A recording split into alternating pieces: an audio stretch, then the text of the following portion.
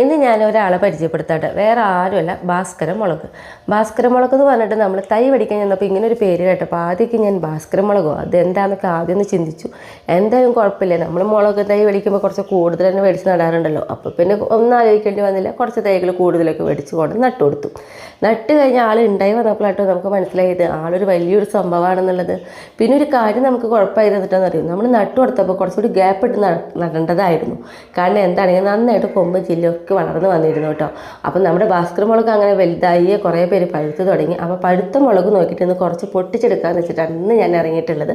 കാരണം നമ്മുടെ ചെടികളിൽ പഴുത്തിട്ട് മുളക് നിർത്തിയിട്ടുണ്ടെങ്കിൽ എന്താ കുഴപ്പമുണ്ടാവുമെന്നറിയും, ആ മുളകും കട അങ്ങനെ തന്നെ നശിച്ചു പോകും.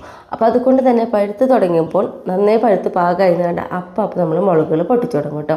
ഇന്ന് അങ്ങനെ കുറച്ച് മുളകൊക്കെ ഞാൻ പൊട്ടിക്കാൻ വന്നിട്ടുണ്ട്. പിന്നെ നമ്മുടെ ഈ മുളകിന് ചെയ്യണ വിശേഷങ്ങളും കാര്യങ്ങളൊക്കെ നമ്മുടെ ചാനലിൽ കൊടുത്തിട്ടുണ്ട്. അപ്പോൾ നമ്മുടെ വീഡിയോയിൽ ഈ വിശേഷങ്ങളൊക്കെ ആയിട്ടാണ് നമ്മൾ വരുന്നത്. അപ്പോൾ നമുക്ക് അവിടെ വെച്ചിട്ട് വീണ്ടും കാണാം കേട്ടോ.